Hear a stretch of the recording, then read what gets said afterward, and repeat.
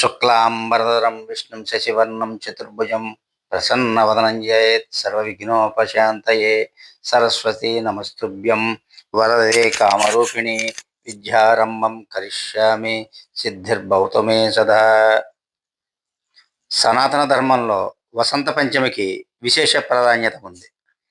వసంత పంచమి అనేది హిందూ పంచాంగం ప్రకారం శుక్లపక్షం పంచమి తిథి నాడు వచ్చే పవిత్రమైన పండుగ. జ్ఞానం, విద్య, కళలు, సంగీతం వంటి కళలకు అధిష్టాన దేవత అయిన సరస్వతీదేవిని ఈరోజు పూజించడం పరమ పవిత్రంగా భావిస్తాం. ఈరోజు వసంత ఋతువుని ప్రారంభంగా కూడా పరిగణిస్తాం.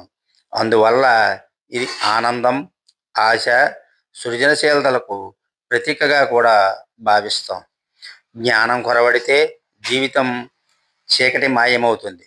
అలాంటి అజ్ఞానాన్ని తొలగించి మనకు సన్మార్గాన్ని చూపేది సరస్వతీదేవి తత్వమే. సకల కళలకు ఆదిదేవత అయిన సరస్వతీదేవిని పూజించడం ద్వారా లౌకిక అలౌకిక జ్ఞానం ప్రాప్తిస్తుంది. చదువుల తల్లి పండుగ కావడంతో ఈరోజు చాలామంది తల్లిదండ్రులు తమ పిల్లలకు అక్షరాభ్యాసం చేయిస్తుంటారు. సరస్వతి ఆలయాల్లో, ఇంట్లోనూ అమ్మవారికి ప్రత్యేక పూజలు చేస్తుంటారు. వసంత పంచమి ఈ రోజున అసలు ఏం చేయాలి, ఏమి చేయకూడదు అనే విషయాలు తెలియజేస్తాను. జనవరి 2026 సంవత్సరం 23వ తారీఖున వసంత పంచమిని జరుపుకుంటున్నాం. సరస్వతీదేవిని భక్తి శ్రద్ధలతో పూజించడం వసంత పంచమి రోజున చేయాల్సిన ముఖ్యమైన విధి. పూజాస్థలాన్ని శుభ్రం చేసి దేవిమూర్తి చిత్రం పైన పుష్పాలు,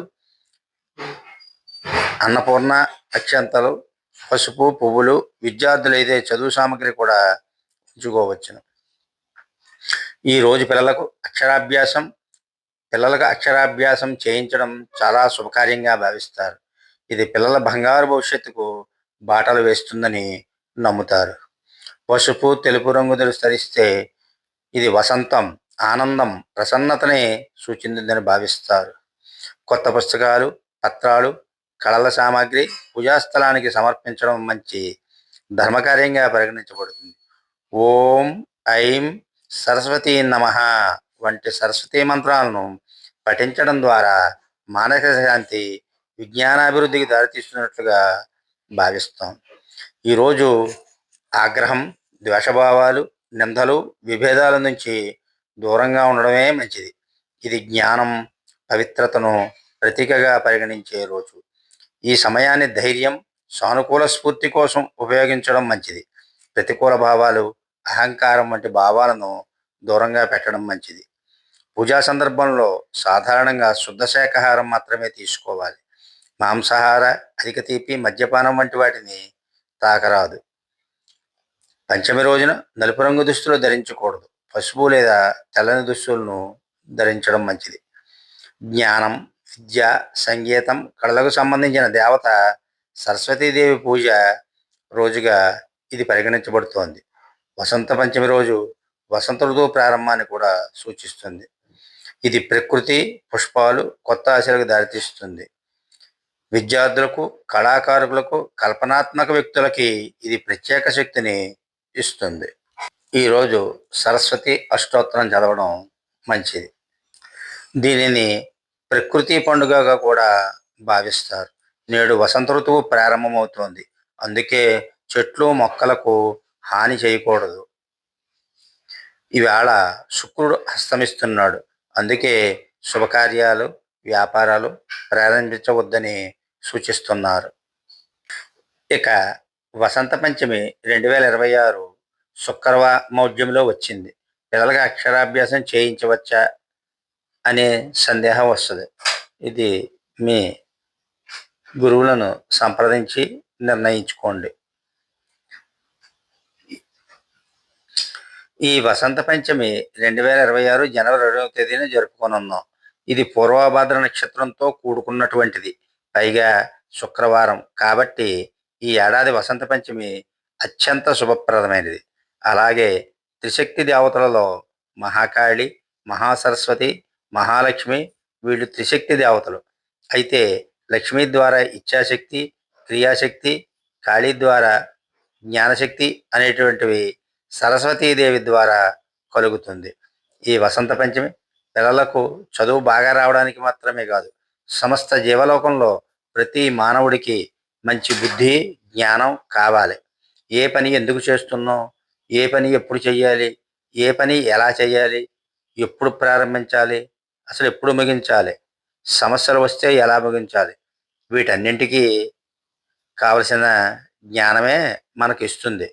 కాబట్టి ఈ వసంత పంచమి రోజు సరస్వతి పూజ పిల్లలకు మాత్రమే కాదు, పెద్దలకు కూడా సంబంధించింది. అందరూ సరస్వతీదేవిని పూజించాల్సిందే, ఆరాధించాల్సిందే. ప్రతి దేవతకు కూడా సౌమ్య రూపం, ఉగ్ర రూపం, తామస రూపం ఉంటుంది. సరస్వతీదేవి మనందరకు తెలిసిన మేరకు సౌమ్య దేవత, కానీ సరస్వతికి ఉగ్ర రూపం, నీల సరస్వతి రూపం.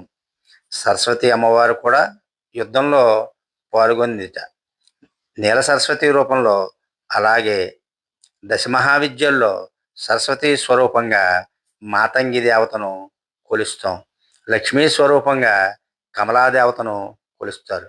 కాబట్టి ఈ మాతంగి దేవత చాలా విశేషమైనది.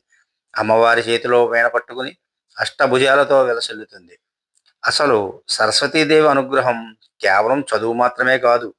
ఈ సరస్వతికి మారు రూపాలైనటువంటి మాతంగి, ఉచ్ఛిష్ట మాతంగి, అసంతి మాతంగి, సుఖమాతంగి, వీణామాతంగి, శారికామాతంగి, రాజమాతంగి, ఇలా అమ్మవారిని వివిధ రూపాల్లో వివిధ రకాలుగా కొలుస్తుంటారు.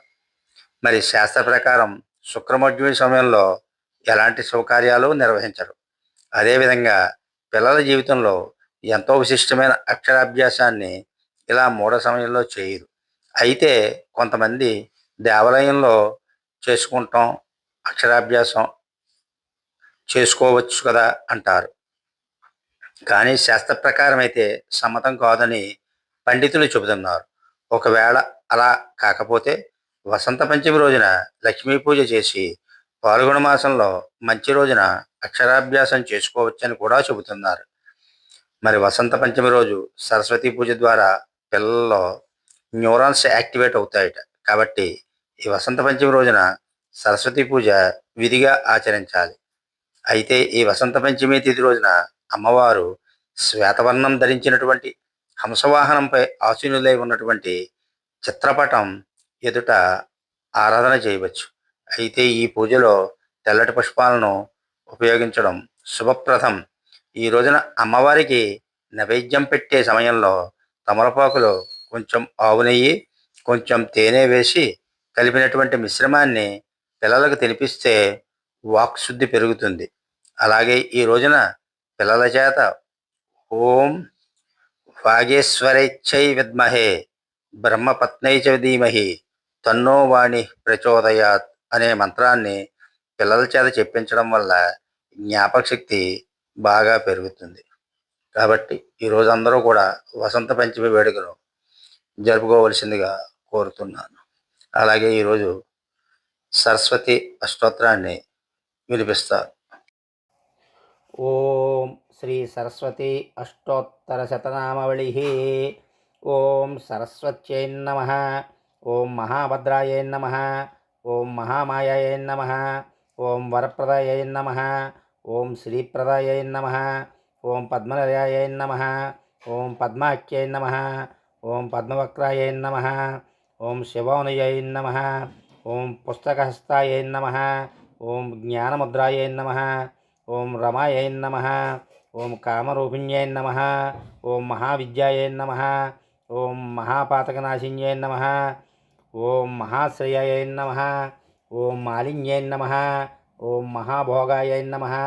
ఓం మహాభుజాయై నమః. ఓం మహాబాయై నమః. ఓం మహోత్సాహాయై నమః. ఓం దివ్యాంగాయై నమః. ఓం సురవందితాయై నమః. ఓం మహాకాళ్యై నమః. ఓం మహాపాశాయై నమః. ఓం మహాకారాయై నమః. ఓం మహాకుశాయై నమః. ఓం పీతాయై నమః. ఓం విమలాయై నమః. ఓం విశ్వాయై నమః. ఓం విద్యున్మాలాయై నమః. ఓం వైష్ణవ్యై నమః. ఓం చంద్రికాయై నమః. ఓం చంద్రలేఖ విభూషితాయై నమః. ఓం సావిత్ర్యై నమః. ఓం సురసాయై నమః.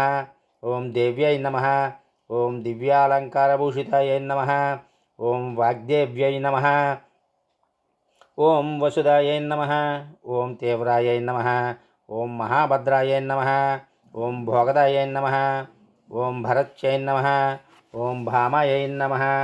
ఓం గోవిందాయై నమః. ఓం గోమత్యై నమః. ఓం జటిలాయై నమః. ఓం వింధ్యవాసాయై నమః. ఓం చండికాయై నమః. ఓం సకల విద్యాదిదేవతాయై నమః. ఓం బ్రాహ్మ్యై నమః. ఓం బ్రహ్మజ్ఞానైకసాధనాయై నమః. ఓం సౌధామిన్యై నమః. ఓం సుధామూర్తయే నమః. ఓం సుభద్రాయై నమః. ఓం సురభుజితాయై నమః. ఓం సువాసిన్యై నమః. ఓం సువాసాయై నమః. ఓం వినిద్రాయై నమః. ఓం పద్మలోచనాయై నమః. ఓం విద్యారూపాయై నమః. ఓం సంసారసాగరతారిణ్యై నమః. ఓం బ్రహ్మజాయై నమః. ఓం మహాపాలాయ నమః. ఓం త్రయీమూర్తయే నమః. ఓం శాస్త్రరూపిణ్యై నమః. ఓం శుంభాసురప్రమదిన్యై నమః. ఓం శుభదాయై నమః. ఓం సర్వాత్మకాయై నమః. ఓం రక్తబీజనిహంత్యై నమః. ఓం చాముండాయై నమః. ఓం అంబికాయై నమః. ఓం ముండకాయై నమః. ఓం ప్రహరణాయై నమః. ఓం ద్రోమలోచనమర్దనాయై నమః. ఓం సర్వదేవస్తుతాయై నమః. ఓం సౌమ్యాయై నమః. ఓం సురాసురనమస్కృతాయై నమః. ఓం కాళరాత్రై నమః.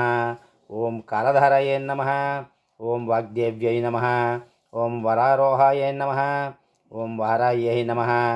ఓం వారియాసనాయై నమః. ఓం చిత్రాంబరాయై నమః. ఓం చిత్రాంగదై నమః. ఓం చిత్రమాల్యవిభూషితాయై నమః.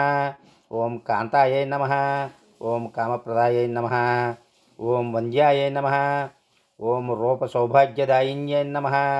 ఓం శ్వేతసనాయై నమః. ఓం నీలాంబుజాయై నమః. ఓం సురభుజితాయై నమః. ఓం రక్తమధ్యాయై నమః. ఓం నీలయంఘాయై నమః. ఓం నిరంజనాయై నమః. ఓం చతురాసన సామ్రాజ్యాయై నమః. ఏం చతుర్వర్గపరప్రథాయై నమః. ఓం హంససనాయై నమః. ఓం బ్రహ్మ విష్ణు శివాత్మికాయై నమః. ఓం మాతృకాయై నమః. ఓం శక్తిరూపిణ్యై నమః. ఓం దివ్యశక్తిప్రదాయై నమః. ఓం యోగశుద్ధిప్రదాయై నమః. ఓం ప్రణవార్ధస్వరూపిణ్యై నమః. ఓం జగజ్జనైన్యై నమః. ఇది శ్రీ సరస్వతి అష్టోత్తరశతనామావళి.